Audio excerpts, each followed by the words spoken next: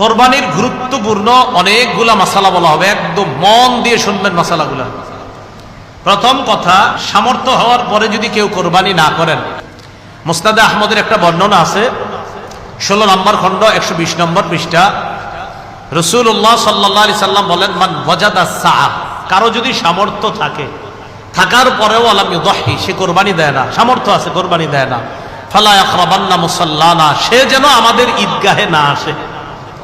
রাসূলুল্লাহ সাল্লাল্লাহু আলাইহি সাল্লাম বলেন, সামর্থ্য থাকার পর যদি কেউ কোরবানি না দেয়, সে যেন আমাদের ঈদগাহে না আসে। এখন কোরবানি কার উপর ওয়াজিব, খুব মন দিয়ে শুনবো আমরা। প্রাপ্তবয়স্ক সুস্থ মস্তিষ্ক সম্পন্ন ব্যক্তি, প্রাপ্তবয়স্ক সুস্থ মস্তিষ্ক সম্পন্ন ব্যক্তি, সে যদি নেশাব পরিমাণ মালের মালিক হয়, তার উপর কোরবানি দেওয়া ওয়াজিব।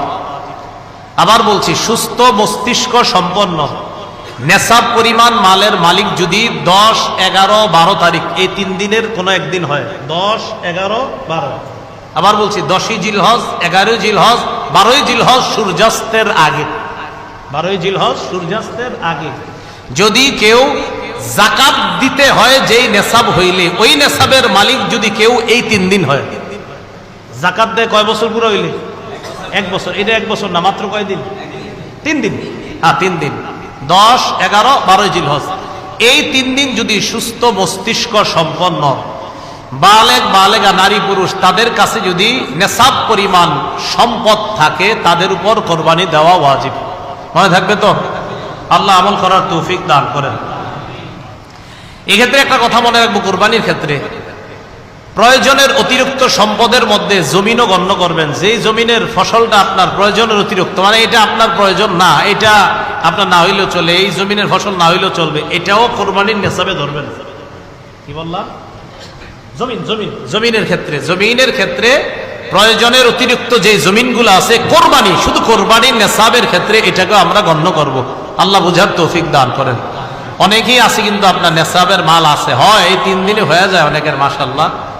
তো যাই হোক, আপনারা তো জানেন কাদের হবে কাদের হবে না, এই জন্য চেষ্টা করা, অন্তত একটা খাসি বকরি দিয়ে দিলেই তো হয়। এরপরের মাসালাটা আমরা মন দিয়ে শুনবো।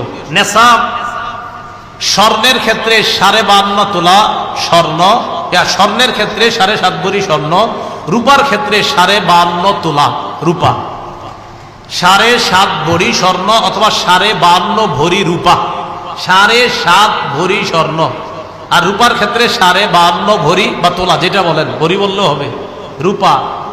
এখন কথা হলো, কারো কাছে কিছু স্বর্ণ আছে, কিছু রূপা আছে। কি আছে বলেন তো? কিছু স্বর্ণ, কিছু রূপা, কিছু টাকা পয়সা আছে। এই সবগুলা মিলাইলে যদি 52.5 তোলা রূপার সমপরিমাণ হয়, কারো কাছে কিছু টাকা আছে, কিছু স্বর্ণ আছে, কিছু রূপা আছে, সবগুলা মিলাইলে তার কাছে 52.5 তোলা রূপার সমপরিমাণ অর্থ আছে, তার উপরও কোরবানি ওয়াজিব। বুঝছেন? কারো কাছে কিছু স্বর্ণ, কিছু রূপা, কিছু টাকা পয়সা, এই সবগুলা মিলাইলে যদি 52.5 তোলা রূপার সমপরিমাণ টাকা হয়, এক্ষেত্রে স্বর্ণ বলবো না, 52.5 তোলা রূপার সমপরিমাণ যদি অর্থ হয়, তার উপরও কোরবানি ওয়াজিব। আল্লাহ আমল করার তৌফিক দান করেন।